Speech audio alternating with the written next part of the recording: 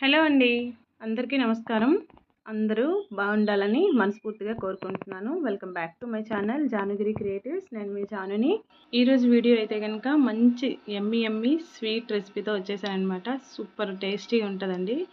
Carrot halwa ఎప్పుడు కూడా మనం రవ్వ కేసరి, రవ్వ హల్వా, గోధుమ హల్వా ఇలాంటివి కాకుండా ఇలా క్యారెట్తో కూడా ఒకసారి చేసుకుని ట్రై చేయండి. చాలా చాలా టేస్టీగా ఉంటుంది. ఇది ఎప్పుడో చేశాను, అంటే 1 వీక్ పైగానే అయిపోయింది ఇది చేసి. ఇప్పుడు నేను ఈ వీడియోకి వాయిస్ ఓవర్ ఇస్తుంటే నాకు ఇంకా ఇప్పుడు కూడా అది కావాలి, తినాలి అని అనిపిస్తుంది అనమాట.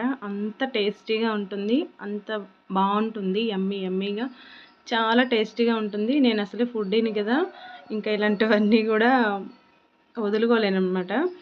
ఎంత తినకూడదు స్వీట్ అని అన్నా సరే తినకుండా ఉండలేకపోతున్నాను. ఓకే అండి, వీడియోలోకి అయితే వెళ్ళిపోదాం.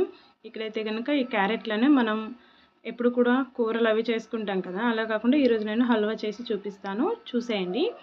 ఇక్కడ క్యారెట్లను తీసుకొని చక్కగా పీల్ తీసేసి వాటిని చిన్న చిన్న ముక్కలుగా కట్ చేసుకొని నేనైతే మిక్సీలో వేసి గ్రైండ్ చేసుకుంటున్నానండి. మీరైతే కోరించుకోవచ్చు, కొబ్బరి తురుము ఉంటుంది కదా, అలా ఈ క్యారెట్ని తురుముకోవచ్చు అనమాట. అలా తురుముకున్న దాన్ని పక్కన పెట్టుకుని కళాయి పెట్టుకుని దానిలో నేను 1/2 కప్పు నెయ్యి వేసుకున్నాను. 1/2 కప్పు నెయ్యి వేసుకున్న తర్వాత దాంట్లో ఈ క్యారెట్ తురుము అనేది 2.5 కప్ వచ్చిందనమాట. 2.5 కప్పుల క్యారెట్ తురుము అయింది. దాంట్లోకి నేను 1/2 కప్పు ఫస్ట్ అయితే నెయ్యి వేసుకొని ఇలా ఫ్రై చేసుకుంటున్నాను చక్కగాను. నెయ్యి ఇంకా అవసరం ఉంటుందండి, ఇంకొక హాఫ్ నెయ్యి మనం లాస్ట్లో వేసుకుంటాము. ఇలా క్యారెట్ మొత్తం ఫ్రై అయిన తర్వాత అందులోకి 2 కప్స్ పాలు వేసుకున్నాను. చక్కగా మరిగించుకుంటున్నాను. ఇవి మరిగిన పాలు వేసుకుంటున్నానండి. పచ్చి పాలు కూడా వేసుకోవచ్చు, కానీ మరిగినవి అయితే ఇంకొంచెం టేస్ట్గా ఉంటాయి పచ్చి పాల కంటే. ఇలా పాలు వేసుకున్న తర్వాత చక్కగా కలిపేసుకోండి. ఈ పాలతో పాటు ఆ క్యారెట్ని ఉడికించుకోవాలన్నమాట.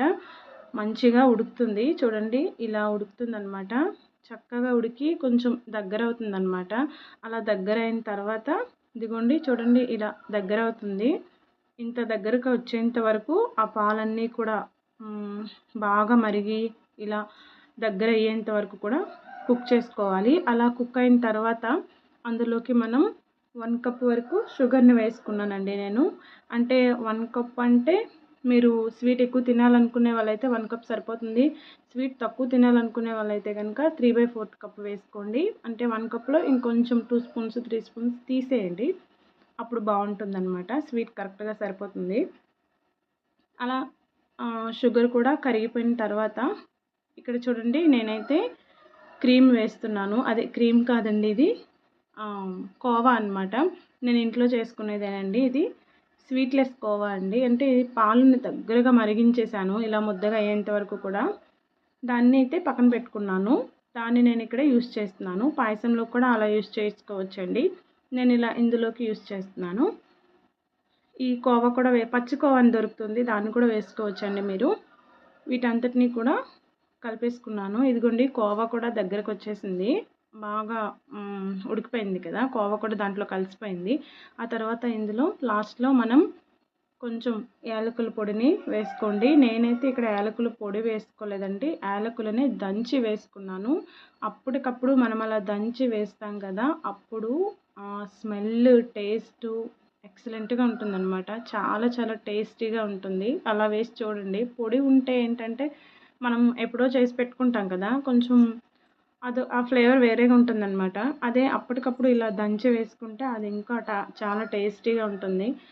ఇలా దగ్గర పడిన తర్వాత ఇంకొంచెం దగ్గర పడిన తర్వాత మనం ఇందులో డ్రై ఫ్రూట్స్ని వేసుకోవాలి. నేను ఇక్కడ డ్రై ఫ్రూట్స్ని వేయించుకోలేదండి, అలా దంచేసాను అనమాట. ఈ దంచడం ఏదో బాగుందండి.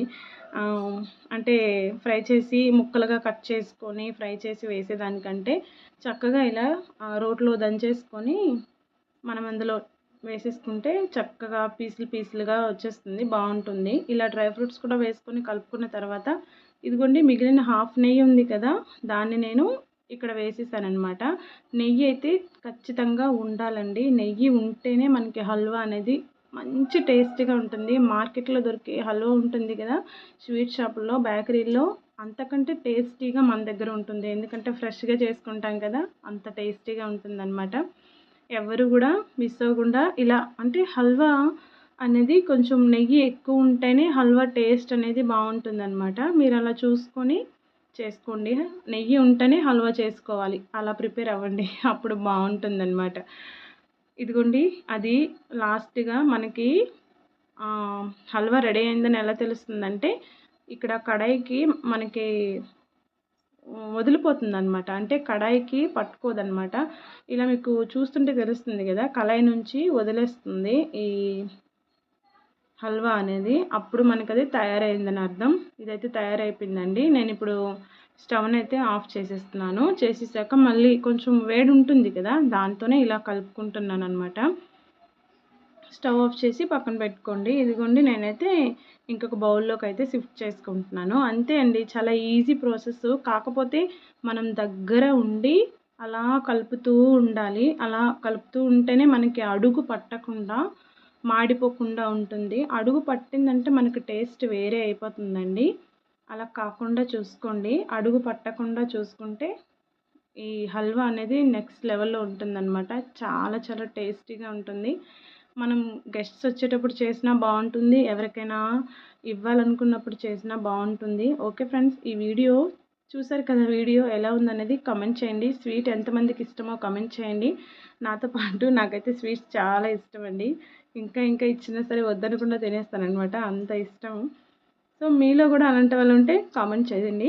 అలాగే ఈ స్వీట్ మీకు నచ్చితే లైక్ చేయండి, షేర్ చేయండి. ఇంకా మన ఛానల్ ఎవరైనా సబ్స్క్రైబ్ చేసుకోకపోతే ప్లీజ్ అండి సబ్స్క్రైబ్ చేసుకోండి. Thanks for watching. Thanks for your time. Bye. Take care. ఇంకొక వీడియోతో మళ్ళీ కలుద్దాం.